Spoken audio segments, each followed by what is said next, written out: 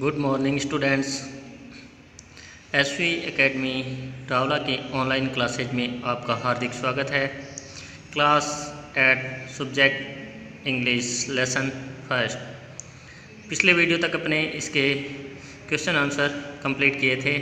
आज अपने इसी लेसन में आए हुए ग्रामर से रिलेटेड, लैंग्वेज से रिलेटेड कुछ क्वेश्चन हैं उनको करेंगे।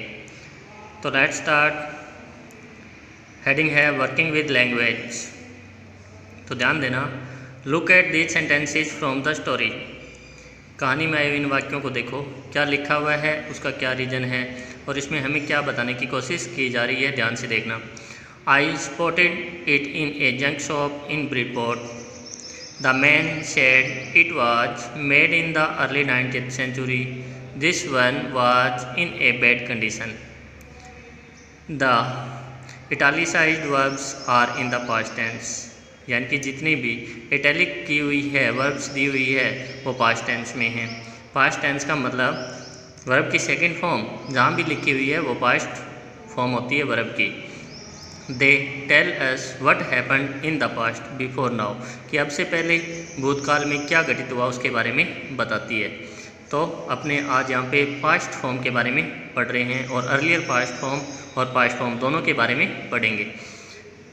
नीचे दिया हुआ है, read the passage below and underline the verbs in the past tense. तो साथ साथ में आपने पढ़ना है इनको और साथ में ध्यान देना है कि पास्ट फॉर्म कौन सी है।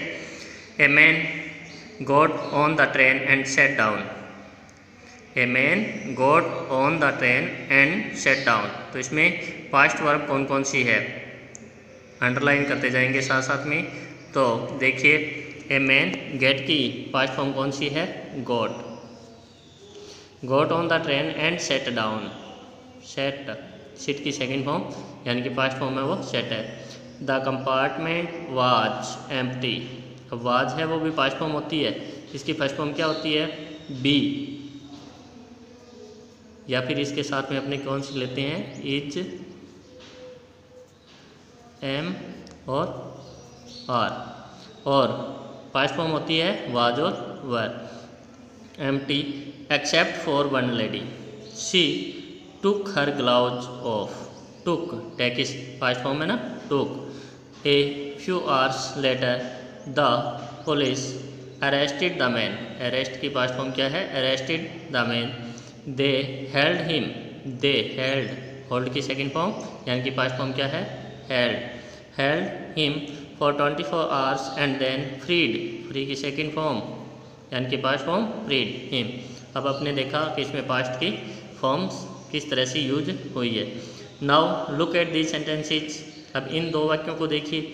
The veneer had, when veneer had lifted almost everywhere both fire and water had taken, had और taken their toll on this desk. अब इसमें क्या डिफरेंस है, notice the verb from had lifted और had taken, इन दोनों को देखिए। तो ये क्या है, वो तो पास्ट की थी और ये क्या है, अर्लियर पास्ट की है, यानी कि जिसे अपने पास्ट परफेक्ट बोलते हैं, हेड प्लस मैन की थर्ड फॉर्म का यूज किया जाता है। अब इस सेंटेंस को देखिए। The author found and boat the desk in the past. ठीक है, ये पास्ट फॉर्म है, फाउंड और बोट। जबकि नेक्स्ट देखिए, the desk was damaged before the author found it and boat it. Fire and water had damaged, fire and water had damaged the desk before the author found it and boat it.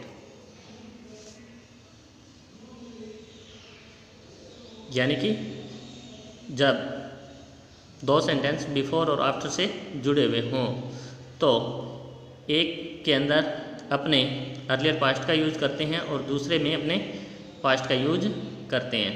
तो इनका use कैसे होगा, इसके लिए आपने tense किए हैं तो उसमें आपको बताया होगा। बिफोर का मीन क्या होता है, के पहले, के पहले। ये एक छोटी सी ट्रिक टाइप है, मैं आपको बता रहा हूँ। बिफोर के पहले होता है तो इसके पहले हमेशा ही अपने किसका यूज़ करेंगे, हेड प्लस मेनू की थर्ड फॉर्म का, और उसके बाद वाला जो भी स्पेस होता है उसमें मेनू की सेकंड यानी कि पास्ट फॉर्म का यूज करते हैं।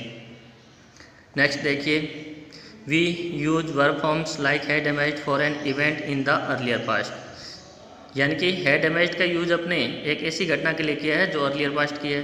If there are two events in the past, यदि भूतकाल की कोई दो घटनाएं वहाँ पे होती है तो अपने क्या करते हैं, we use the had plus main की third form for the event that occurred first in the past. यानी कि हैड प्लस मैन की थर्ड फॉर्म का यूज हम उस घटना के लिए करते हैं जो पहले घटित हुई है, यानी कि जो कार्य पहले हो चुका होता है उसके लिए अपने किसका यूज करते हैं, अर्लियर पास्ट, यानी कि हेड प्लस मैन की थर्ड फॉर्म का यूज करते हैं। और जो बाद में होता है उसके लिए अपने पास्ट फॉर्म का यूज करते हैं। We also use the past perfect tense to show that something was wished for और expected before a particular time in the past. यानी कि हम पास्ट परफेक्ट टेंस का यूज किसी जिसके लिए कि हमारी इच्छा थी कुछ भी उसके बारे में बताने के लिए, या फिर किसी एक विशेष समय के पहले कोई आशा की जाती है पूरा करने की, तो उसके लिए अपने पास्ट परफेक्ट टेंस का यूज करते हैं। For example, I had always wanted one, कि मैं हमेशा चाहता था क्या, आगे कुछ भी sentence. Discuss with your partner the differences in the meaning in the sentences below.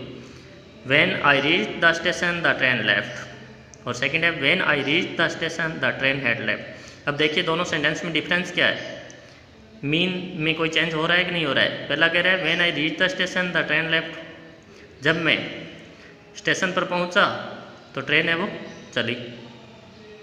when I reached the station the train had left, जब मैं स्टेशन पर पहुंचा ट्रेन है वो जा चुकी थी। तो दोनों में अंतर क्या हुआ, एक में तो मतलब जैसे ही वो स्टेशन पर पहुंचता है तो उसके बाद है वो ट्रेन जाती है, उसके पहुंचने पर ट्रेन चलती है, और दूसरा है जब वो स्टेशन पर पहुंचता है तो उससे पहले ही ट्रेन जा चुकी होती है। तो एक अर्लियर पास्ट है और एक में पास्ट है। अब आपने इसी तरह से करेक्ट फॉर्म्स भरनी है। Fill in the blanks using the correct form of the verbs in brackets. My little sister is very naughty when he space back from school yesterday, verb है कम। तो येस्टरडे एडवर्बियल्स अपने माने, keywords माने तो part simple का होता है। तो पार्ट सिंपल के अंदर अपने अफर्मेटिव सेंटेंस के अंदर मैंने की सेकंड फॉर्म का यूज करते हैं। कम की second form came. When she came back from school yesterday, she had tear, अपनी वर्ब है हिज ड्रेस। तो हेड के साथ अपने जानते हैं कि मैंने की थर्ड फॉर्म का यूज अभी अपने ऊपर एग्जाम्पल में देख के आए हैं। तो टीयर की थर्ड फॉर्म होती है टीयर, टोर और टॉर्न। तो थर्ड फॉर्म का यूज करेंगे टॉर्न। वी स्पेस वर्ब है ask her how it had space happen. तो देखिए अर्लियर पास्ट और पास्ट का यूज होना है। तो वी आस्क्ड, पास्ट का अभी की बात हो रही है, और जो घटित हुआ वो अर्लियर पास्ट है, इसलिए हैड के बाद में happened. We asked her how it had happened. She space verb है से, she space have quarreled with a boy।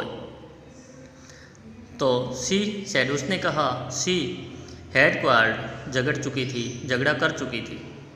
have की पास्ट फॉर्म had का यूज हुआ और quarrel की थर्ड फॉर्म quarreled का यूज हुआ है, had quarreled with a boy। she space verb है have और beat him in a race। तो she had beaten him in a race and he space have or try to push her। have की past form had और try की tried। he had tried to push her। she space have tell। तो have की past had और tell की third form told। she had told। The teacher and so he space have chased her and she space have fall down and space have tear her dress। तो इसमें सभी में have की past form had और chase की third form chest, had chest और had fallen, had torn। अब नीचे है underline the verbs and arrange them in two columns, past and earlier past. अपने को क्या करना है, इन सेंटेंस को पढ़ना है।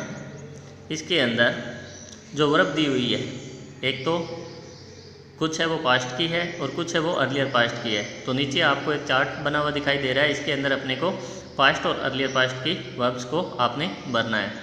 तो अपने समझ चुके हैं पास्ट का मतलब मैंने की सेकंड फॉर्म, जो कि पास्ट सिंपल के अंदर या इंडेफिनिट के अंदर यूज होता है, और अर्लियर पास्ट जो कि अपने पास्ट परफेक्ट के अंदर यूज करते हैं। तो ये सेंटेंस में मैंने अंडरलाइन की हुई है। अब आपने इनमें से पास्ट और अर्लियर पास्ट की वर्ब्स दोनों कॉलम में भरनी है। फर्स्ट है my friends set out to see the cave in the next town but I stayed at home because I had seen them already. तो जैसे पास्ट की इसमें से अपने चुने, तो फर्स्ट सेंटेंस के अंदर एक तो है सेट, सेकंड है स्टेड, ये तो पास्ट में भरी जाएगी पास्ट वाले कॉलम में, और हेड सीन है वो अर्लियर पास्ट के कॉलम में भरी जाएगी।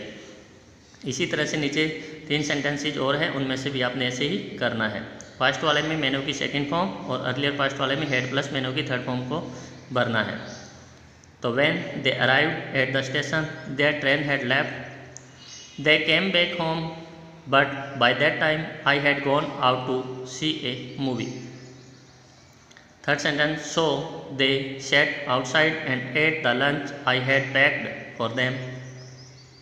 Next step, by the time I returned they had fallen asleep. तो ये आपने इसमें से भरनी है। उसके आगे है डिक्शनरी वर्क। डिक्शनरी वर्क के अंदर आपको कुछ फ्रेजल वर्ब्स दी हुई है जिनके मीन आपने लिखने हैं। जैसे burn out, completely destroyed by fire, light up की जगह लीट अप। तो ये आपको पीछे अपने लेसन के अंदर पढ़ा था, तो वहाँ पे मिल जाएगा। जैसे मैं आपको एक दिखा दूँ, ये देखिए यहाँ पे lit up, become bright with happiness excitement. तो इसी तरह से ये जो फ्रेजल वर्ब है इनके मीन आपने लिखने हैं। उसके बाद में लुक ऑन, तो continue to watch, run out, consumed यानी कि पूरी तरह से समाप्त कर देना, completely finished, keep out, be away from, किसी से दूर रहना। तो यहाँ तक का वर्क आपने करना है। आशा करता हूँ आपको समझ में आया होगा। नेक्स्ट अगले वीडियो में अपने पोएम स्टार्ट करेंगे। Thanks for watching.